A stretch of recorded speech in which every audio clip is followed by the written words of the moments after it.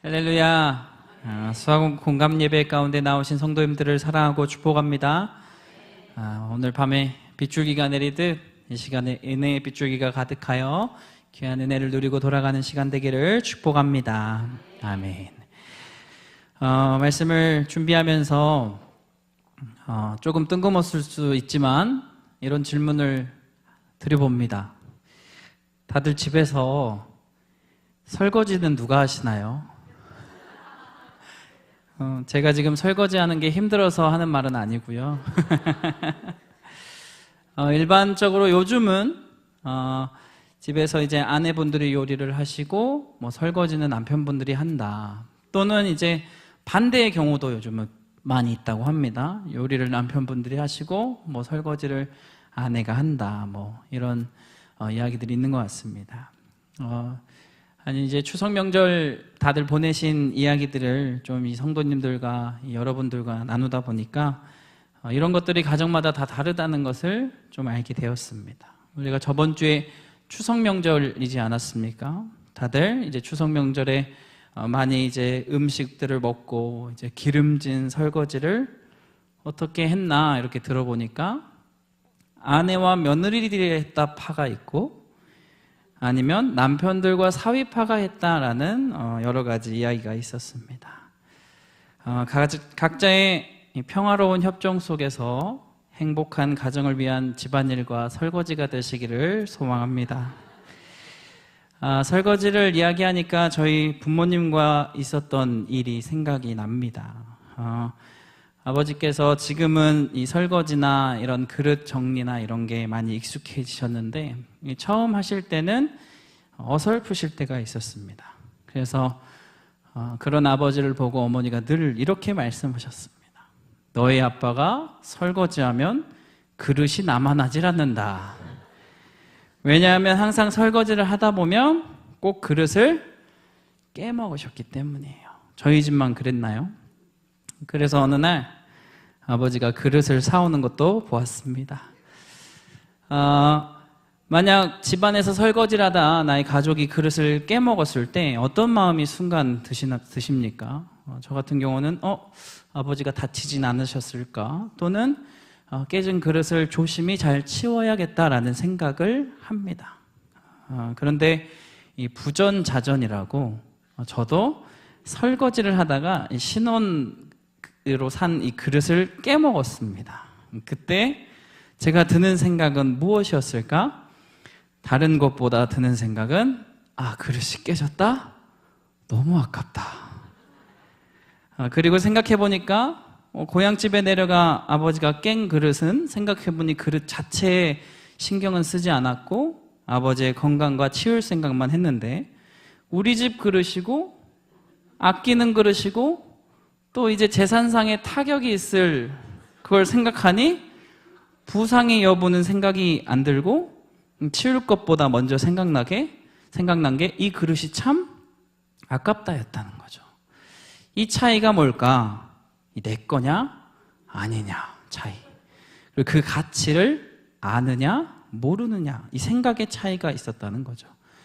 이는 사실 그릇뿐만 아닐 겁니다. 내가 소중히 여기는 무언가가 다 적용이 될 수 있을 것 같아요. 예를 들면 다들 스마트폰을 요즘 들고 다니시는데 옆에 있는 남의 스마트폰이 떨어져 액정이 깨지면 별 생각 없지만 내 액정이 깨지면 그렇게 아깝다라는 거죠. 오늘 말씀을 통해 우리가 바로 그 그릇이다라고 이야기를 하고 계십니다. 본문 8절의 말씀인데 우리 8절 다시 한번 함께 읽어보도록 하겠습니다. 함께 읽습니다. 그러나 여호와여 이제 주는 우리 아버지시니이다. 우리는 진흙이요 주는 토기장이시니 우리는 다 주의 손으로 지으신 것이니이다. 아멘. 우리는 진흙 그저 흙과 같은 존재였는데 하나님이 우리의 토기장이 되셨고 우리는 그 손으로 직접 지으신 바 되었다. 이와 같은 말씀으로 로마서 9장 21절 함께 살펴보면 이렇게 고백되는데요. 토기장이가 진흙 항덩이로 하나는 귀 있을 그릇을 하나는 천 있을 그릇을 만들 권한이 없느냐. 토기장이 되시는 하나님께서 우리의 삶을 만드셨다는 것 우리는 그 만들어진 그릇과 같은 존재다. 이것이 오늘 본문에 드러나는 부분입니다. 먼저 권면하옵기는 우리 사랑하는 성도님들, 우리를 지으신 이가 하나님이심을 기억하시기를 소망합니다. 나를 만드신 이가, 내가 그 하나님이 만든 그릇임을 우리는 기억해야 한다라는 거죠.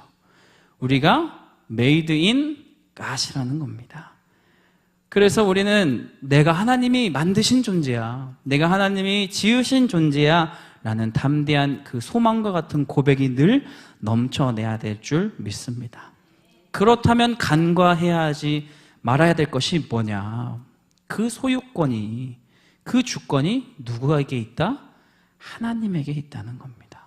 나의 주권, 나의 소유권이 하나님에게 있구나. 이걸 먼저 우리는 기억해야 되죠. 그리고 이어서 생각해야 될 게 뭐냐? 하나님이 사실 나를 귀히 쓰든지 아니면 천히 쓰이든지 그 권한이 바로 하나님께 있다라는 걸 인정해야 된다는 거죠. 그러면 우리 성도님들께서는 그 삶이 하나님 앞에 어떻게 쓰이기를 원하십니까? 당연히 귀히 쓰이길 원하시는 줄 믿습니다. 그런데 다행히도 하나님은 우리를 귀하다 여기시는 줄 믿습니다.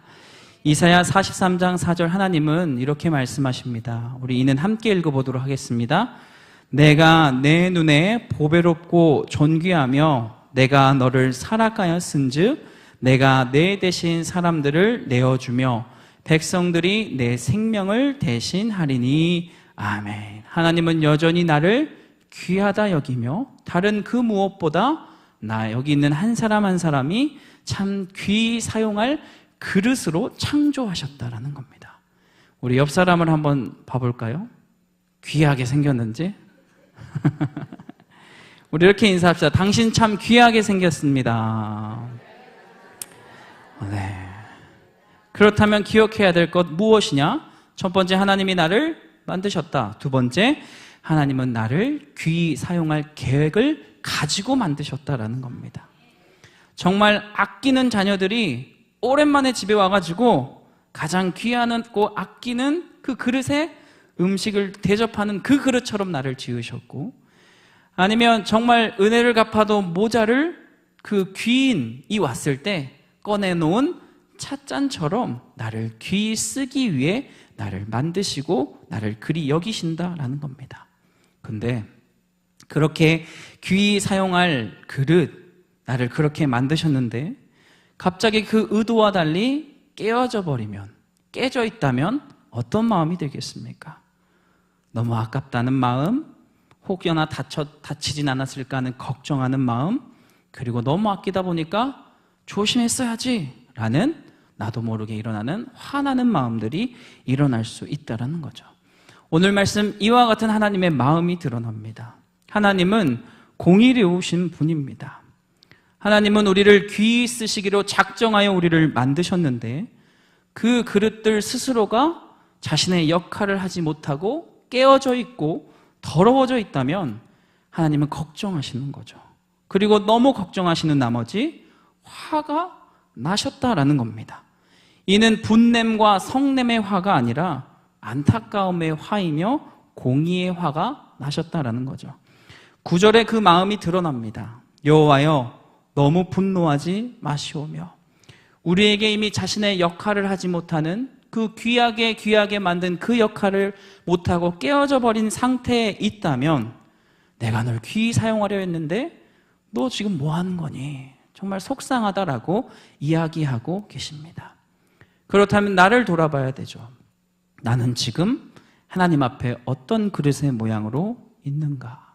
내가 정말 그릇일 때 당장이라도 귀히 사용할 수 있는, 꺼내서 쓸 수 있는 그런 그릇의 상태인가? 나를 돌이켜 봐야 된다는 겁니다. 하나님은 나를 귀히 사용할 작정으로 계획하시고 만드셨는데 내가 나 스스로를 천히 쓰일 그릇의 상태로 만들어 놓고 있진 않나? 스스로 질문해야 되는 거죠. 혹시 내가 깨어져 있진 않나? 혹시 하나님이 사용할 수 없을 만큼 더러워져 있진 않나? 아무리 좋은 찻잔이라도 이가 나가 있으면 손님 앞에 대접할 수가 있나요, 없나요? 없습니다. 추석 명절이라고 해서 푸짐하게 아주 정성껏 갈비찜을 했는데 먼지가 쌓여있는 그릇이나 접시에 담아낼 수가 있습니까? 없습니까? 없다라는 거죠. 하나님이 지으신 그릇인 나의 상태가 어떻냐라는 겁니다.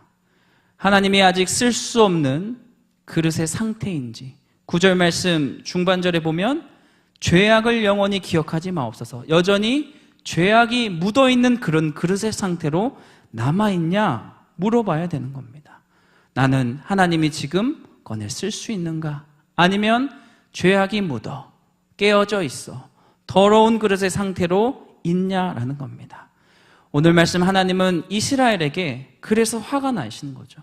너희가 죄악으로 인하여 내가 쓰려야 했는데 너가 깨져 있다니, 너가 더럽혀져 있다니. 공의의 하나님께서는 그렇게 말하고 계시는 부분입니다. 우리가 갑자기 화가 나면, 그리고 갈등이 생기면 여러 가지 모습이 나오지만 두 가지 크게 양상으로 드러납니다. 첫 번째, 그 사람의 잘못을 당장 지적하는 파가 있습니다. 아니 지금 이거 하면서 화내고 지금 당장 해결해야 되는 파가 있죠. 그리고 하나는 지금 너무 속상한데 쟤는 지금 말도 안 통할 것 같아서 침묵으로 나중에 얘기해야지 라는 파가 있습니다. 하나님이 지금 그러하고 계시는 거예요.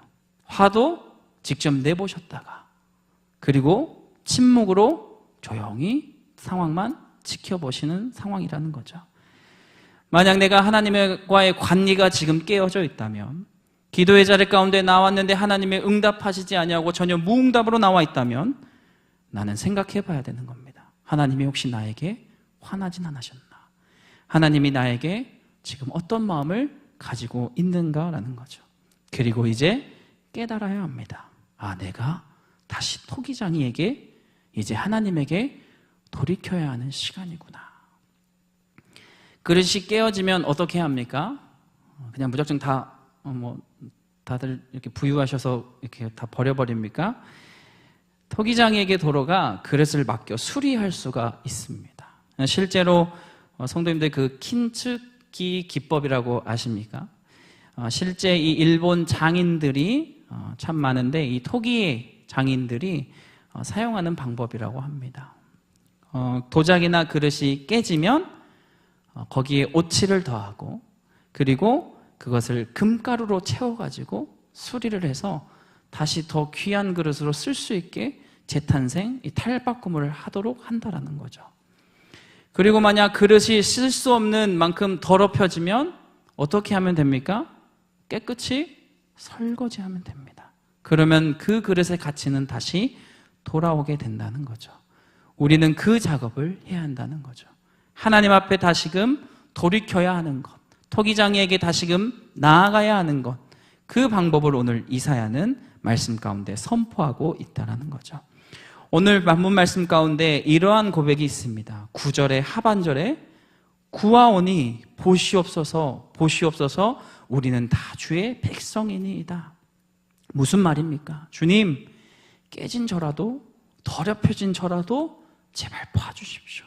제가 주님이 만든 그릇입니다 라고 고백하고 있는 겁니다. 이어 12절의 말씀입니다. 우리 함께 읽어보도록 하겠습니다. 여호와여, 일이 이러하거늘 주께서 아직도 가만히 계시려 하시나이까? 주께서 아직도 잠잠하시고 우리에게 심한 괴로움을 받게 하시려나이까? 아멘. 주님, 가만히 계시지 말고 저 좀 봐주십시오. 제가 지금 아픕니다. 제발 저 좀 살펴주십시오 라고 간구하고 있습니다. 어떤 간구함이냐?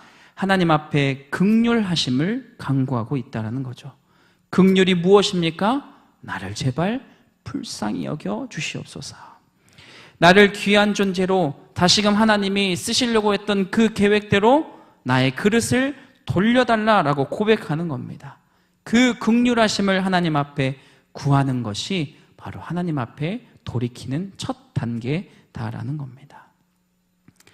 하나님은 나를 긍휼히 여기시기에 다시 빚으실 수 있도록 긍휼함으로 간구해야 하는 것, 그것이 지금 우리가 되찾아야 할 모습이다라는 거죠.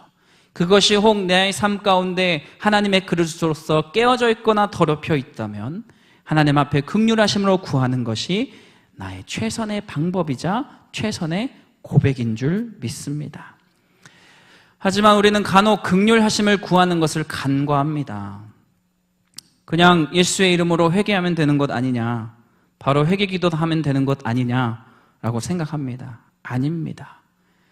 하나님의 긍휼하심, 나를 불쌍히 여기시는 그 허락이 있어야 회개로 이어질 수 있는 겁니다. 가룟 유다가 왜 예수님을 팔고 나서 회개하지 못하였을까? 그가 하나님 앞에 긍휼하심의 자리로 나아가지 아니하였고 스스로를 불쌍히 여기는 자리로 나아갔기 때문에 회개의 자리로까지 이어지지 못하였던 겁니다.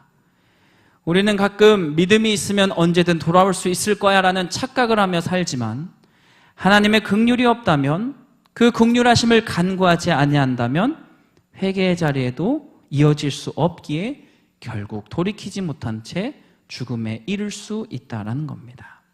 그렇게 우리가 하나님 앞에 귀히 쓸 그리스도의 모습을 놓쳤다면 이제는 다시 돌이켜 하나님 앞에 먼저 긍휼하심으로 나아가시기를 간절히 소망합니다.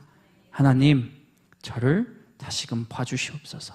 하나님, 나를 불쌍히 여기시옵소서라는 간구함이 있어야 된다는 겁니다. 말씀을 정리하며 나가도록 하겠습니다. 사랑하는 성도님들, 기억하시길 소망합니다. 하나님께서는 우리를, 그리고 나를 귀히 사용하시기에 만드신 그릇인 줄 믿습니다. 그래서 우리는 하나님의 주권에 따라 마땅히 귀히 여김을 받고 또 그 하나님의 목적에 따라 쓰임받을 존재들입니다. 하지만 어느 순간 나의 욕심, 나의 고집, 그리고 나의 잘남이 나의 죄악으로 이어지고, 그리하여 본래 하나님이 나를 지으셨던 그 목적, 귀히 사용하시려던 그 그릇으로서의 모습을 잊어버리진 않았나 생각해 봐야 된다라는 겁니다. 나의 상태가 알고 보니 이곳저곳 이가 나가 있고 이곳저곳 깨어져 있었으며 혹 더러워져 있다면 이제 하나님 앞에 귀히 쓰임받을 수 없겠구나라는 좌절감에 있다면 우리는 다시금 이제라도 하나님 앞에 돌이켜야 될 줄 믿습니다. 다시금 토기장이에게 나를 맡겨드린다면, 그리고 좋은 세정제로 잘 닦아낸다면 그 가치와 그 용도에 맞게 사용될 수 있습니다. 나라는 그릇을 수리하는 것, 그리고 다시금 깨끗이 닦아내는 것은 바로 긍휼입니다. 그렇게 우리의 삶 속에 하나님 앞에 긍휼하심으로 간구하시기를 소망합니다. 하나님, 나를 긍휼히 여겨 주시옵소서. 주님, 저는 여전히 연약합니다. 주님, 저를 돌봐 주시옵소서.